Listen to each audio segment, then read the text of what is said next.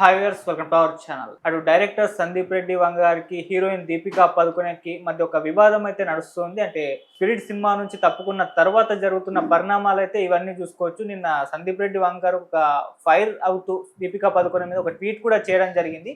అది కూడా మొత్తం చర్చనీయాంశంగా మారిపోయింది. అసలు ఇష్యూలో అసలు ఏం జరిగింది, ఎవరిది తప్పు ఉంది, దీన్ని ఏ విధంగా చూడొచ్చు? ఇప్పుడు ఇదే అంశం మీద డిస్కస్ చేయడానికి ప్రజెంట్ మనతో పాటు సీనియర్ జర్నలిస్ట్ నారాయణ రాజు గారు ఉన్నారు. వారిని అడిగి తెలుసుకునే ప్రయత్నం అయితే చేద్దాం. నమస్కారం సార్. నమస్తే సార్, వివాదంలో చిక్కుకున్నారు. అంటే ఇద్దరు కూడా సందీప్ రెడ్డి వంగ గారు అండ్ దీపికా పదుకొనె, అంటే వాళ్ళ మధ్య ఈ గొడవ జరుగుతుందని చూస్తున్నాం. నిన్న నైట్ ఒక ట్వీట్ చేశాడు సందీప్ రెడ్డి వంగ గారు. దీపికా పదుకొనె పేరు మెన్షన్ చేయకపోయినప్పటికీ ఆమెను ఉద్దేశించి అయితే చేయడం జరిగింది. అంటే సినిమా నుంచి తప్పుకోవడం జరిగింది కదా. సో ఏం జరిగింది ఈ ఇష్యూలో, మీరేం చెప్తారు సార్ దీనికి సంబంధించి? ఇప్పుడు యాక్చువల్గా ఈ సినిమాకు వివాదాలు, ప్రతి సినిమాకు ఒక వివాదం చుట్టుకుంటుందని మనకు చాలా సందర్భాల్లో కనిపిస్తూనే ఉంది.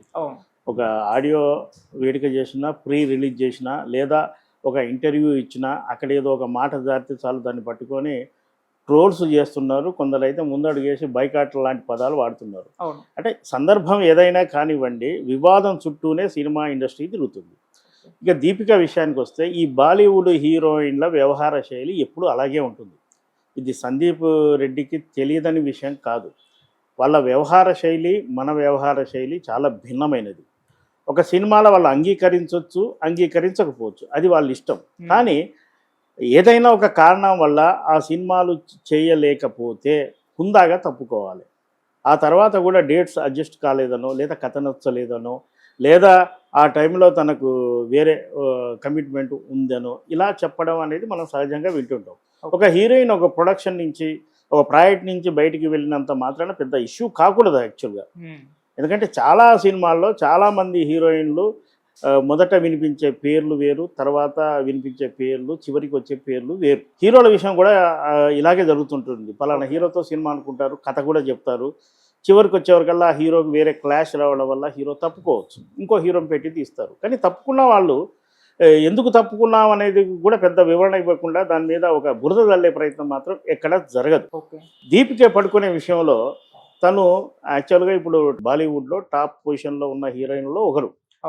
ఆమె ఇంటర్నేషనల్గా కూడా ఆమెకు మంచి ఫాలోయింగ్ ఉంది, ఆమెతో మార్కెటింగ్ కూడా ఉంది. ఇటీవలే మనకు ప్రభాస్తో ఒక సినిమా కల్కి కూడా చేసింది.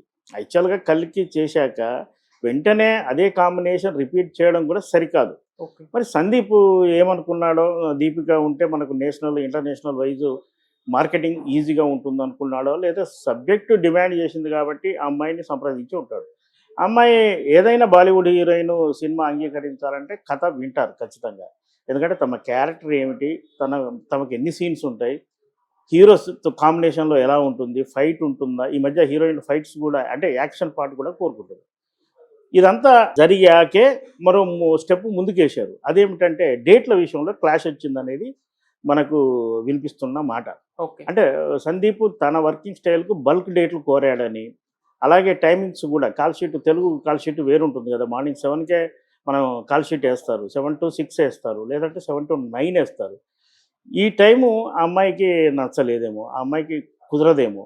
అంటే ఈ విషయాన్ని హుందాగా డైరెక్టర్ చెప్పేసి వెళ్ళిపోతే ఆ డైరెక్టర్ ఇంకో హీరోయిన్ని చూసుకుంటాడు. అలా కాకుండా ఇక్కడ చేస్తున్నది ఏంటంటే, దీపికను ప్రభాస్ సినిమా నుంచి తొలగించారు అనే ముద్ర తన మీద పడకుండా కథనే తప్పులు బట్టి, డైరెక్టర్ కథ చెప్పాడని, ఆ కథలో అనేక లోపాలు ఉన్నాయి, బోల్డ్ అని, కిస్సులు ఉన్నాయని, ఇలా రకరకాల మాటలు ట్వీట్ చేయడం వల్లనే ఇష్యూ వచ్చింది.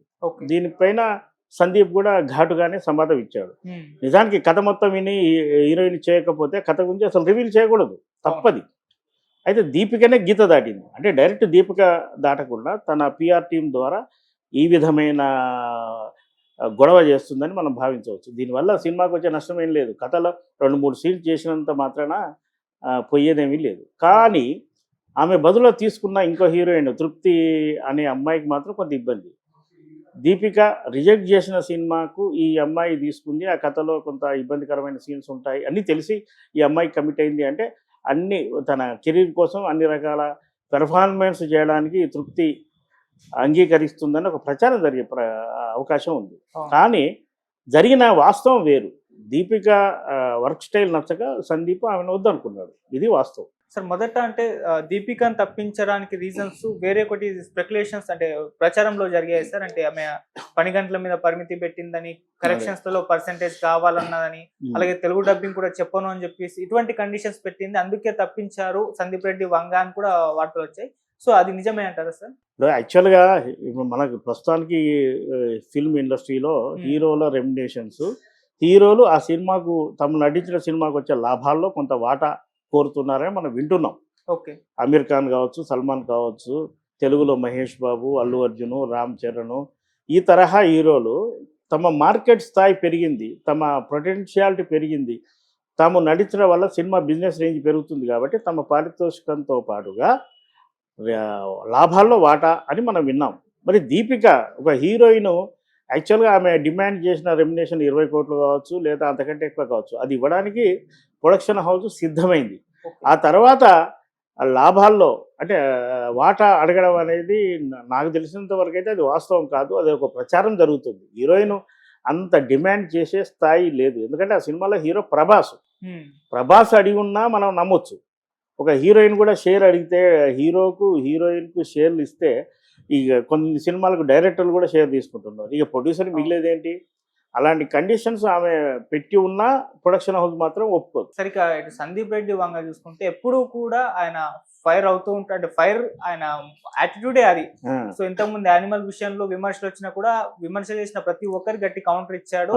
అర్జున్ రెడ్డి విషయంలో అదే జరిగింది. ఇప్పుడు కూడా ఈ సినిమా పట్టాలు ఎక్కలేదు, అంతలోపే ఇటువంటి ఒక వివాదం జరగడం, అక్కడ కూడా గట్టి కౌంటర్ వేయడం, నాకు కుచ్ భీ ఫరక్ నహీ పడతా తుమ్ పూర్తి అంటే మొత్తం స్టోరీ లీక్ చేసినా నాకు ఎటువంటి ఫరక్ పడదు అంటూ హిందీలో కూడా ఆమెకు డైలాగ్ వర్షన్ వినిపించారు. ఏంటి దీని గురించి ఏం చెప్తారు? ఇప్పుడు ఏ డైరెక్టర్ అయినా సరే ఆయన మనస్తత్వం ఎలా ఉంటుంది, ఆయన వ్యక్తిత్వం ఎలాంటిది అనేది ఆయన తీసే సినిమాల్లో హీరో క్యారెక్టరేషన్ లేదా హీరోయిన్ క్యారెక్టరేషన్ చూసి అంచనా వేయచ్చు. మనం అర్జున్ రెడ్డి అన్నాం, ఆ క్యారెక్టరేషన్ చూస్తేనే నీకు సందీప్ ఎలాంటి వాడో తెలుస్తుంది. యానిమల్లో కూడా హీరో కానీ హీరో ఫాదర్ క్యారెక్టర్, మిగతా క్యారెక్టర్ల వ్యవహార శైలి ఎలా ఉంటుంది, అదే సందీప్ రెడ్డి. సందీప్ రెడ్డి వ్యవహార శైలి అది. అందుకే ఆయన గురించి, ఆయన సినిమా గురించి ఇప్పుడు అందరూ ఎదురు చూడడానికి కారణం ఏంటి? హిందీలో యానిమల్ సినిమా చేసేందుకు ఆ హీరో అంతకాలం ఎందుకు వెయిట్ చేశాడు? సందీప్ రెడ్డి వర్కింగ్ స్టైల్ అది. తన మనస్తత్వానికి తగినట్టుగానే ఆయన హీరో క్యారెక్టర్ను క్రియేట్ చేస్తాడు, మిగతా క్యారెక్టర్లను కూడా అలాగే క్రియేట్ చేస్తాడు. అలాంటి క్యారెక్టర్ ఉన్న వాళ్ళు తమకు ఏదైనా ఒక ప్రతిఘటన ఎదురై లేదా తమ చేసిన పని మీద విమర్శలు వచ్చినప్పుడు దాన్ని అదే స్థాయిలో ఎదుర్కొంటారు. కొందరైతే పాత తరం డైరెక్టర్లు ఏమన్నా మనకెందుకులే, మనం ఇండస్ట్రీలో 4 కాలాలు ఉండాలి, ఎవరి మీద మనం రాయడం ఎందుకు, వాడేదో తెలియక మన మీద బురద జల్లాడు అంటూ సర్దుకుపోయేవాళ్ళు. ఈ తరం అలా డైరెక్టర్లు అలా లేరు. ఇక కథ విషయానికి వస్తే ఇప్పుడు రాజమౌళికి ఒక పేరు ఉంది కదా, సినిమా మొదలుపెట్టాక కూర్చోబెట్టి మీడియాని కూర్చోబెట్టి కథ అంతా చెప్పేస్తాడు. ఆ తర్వాత ఏమైంది కథ, ఆ కథతోనే ఆయన సినిమా తీస్తాడు. కానీ నష్టం వచ్చింది ఏం లేదు కదా. ఏం లేదు. మరి దీపిక పడుకొని పని కట్టుకొని కథ అంతా ఊరు డప్పు వేసుకొని షేర్ ఆటో ఎక్కి అందరికి చెప్పినా కూడా ఆ మేకర్కు ఆ సినిమా సబ్జెక్ట్ మీద, సినిమా మీద ఉన్న కాన్ఫిడెన్స్ వల్ల కథ రివీల్ అయితే పెద్ద నష్టమేం లేదు. ఇప్పుడు మనకు రామాయణం తెలియదా? మన రామాయణం సినిమాలు తీస్తే మనం చూడట్లేదా? లేదా కొన్ని బయోపిక్లు వస్తున్నాయి, బయోపిక్లు మనకు పుస్తక రూపంలో స్టోరీలు వచ్చి ఉంటాయి, అవన్నీ మనకు తెలుసు కదా. అయినా బయోపిక్లు తీస్తే మనం చూస్తున్నాగా. దానికి దీనికి విజువలైజ్ వేరు. కేవలం కథను ఎవరో హీరోయిన్ లీక్ చేసినంత మాత్రాన ప్రొడక్షన్కి వచ్చిన నష్టమే లేదు. సరే, ఇప్పుడు మరి సందీప్ రెడ్డి వంగ ట్వీట్కి దీపిక నుంచి కానివ్వండి, లేకుంటే వాళ్ళ పిఆర్ టీం నుంచి కానీ రెస్పాండ్ అయ్యే అవకాశం ఉందా సార్? రెస్పాండ్ అయితే సందీప్ రెడ్డి వదిలిపెడతాడా? ఇంకా ముందుకెళ్తాడు. అసలు ఇంకా వ్యవహార శైలి చాలా ఉంటాయి. ఇదే ఇష్యూనే ఒకటి చెప్తాను. బాహుబలి సినిమా సమయంలో మన శివగామిగా రమ్యకృష్ణ చేశారు, అందరికి తెలిసిన విషయమే కదా. ఆ క్యారెక్టర్కి తొలుత అనుకున్నది శ్రీదేవి. రాజమౌళి ప్రత్యేకంగా ముంబై వెళ్ళి బోని కపూర్తోని శ్రీదేవితోని చర్చించాడు. శ్రీదేవి తన వర్క్ స్టైల్ ఎలా ఉంటుంది, తన స్టాఫ్ ఎలా ఉంటారు, తను ఎంతమంది వస్తారు, తన కాస్ట్యూమ్స్ ఏంటి, తన ఫ్లైట్లో ఏ కేటగిరీలో టికెట్లు ఇవ్వాలి, ఇవన్నీ డిస్కస్ చేస్తే రాజమౌళికి ఆ కండిషన్స్ నచ్చక గౌరవంగా ఆయన ఆ అమ్మాయి బదులుగా రమ్యకృష్ణని తీసుకున్నాడు. అయితే ఒక సందర్భంలో ఎక్కడో రాజమౌళి అదో ఒక విలేకరి ప్రశ్న ఇచ్చినప్పుడు ఇందులో శ్రీదేవి అనుకున్నారట కదా, ఆమె ఎందుకు చేయలేదంటే ఈ డిస్కషన్ అంతా ఆయన రివీల్ చేశాడు. ఆమె డిమాండ్ చేసింది స్టాఫ్ ఎక్కువ మంది అని చెప్పింది, స్టార్ హోటల్ కావాలన్నది, ఫ్లైట్లో పలానా కేటగిరీలో టికెట్లు అడిగింది అనగానే ఈ విషయం శ్రీదేవికి తెలిసి శ్రీదేవి కౌంటర్ ఇచ్చింది. ఓ సినిమాకు ముందు సినిమా చర్చల దశలో అనేక విధాలుగా మనం డిస్కస్ చేసుకుంటుంటాం. నా సుదీర్ఘ కెరీర్‌లో అనేక సినిమాల్లో నటించాను. అనేక సినిమాల్ని రిజెక్ట్ చేశాను. కానీ ఎక్కడా ఇలా డైరెక్టర్లు జరిగిన డిస్కషన్‌ను రివీల్ చేయలేదు. రాజమౌళి చేసింది సరికాదు అని ఆమె బహిరంగంగానే అంది. దాంతోని చేసిన పొరపాటు రాజమౌళి గ్రహించి ఆమెకు మళ్ళీ సారీ చెప్పాడు. అలా ఉంటుంది వ్యవహారం. నీకు ప్రాజెక్ట్‌లో సినిమాలు చేయొచ్చు, చేయకపోవచ్చు వేరే విషయం.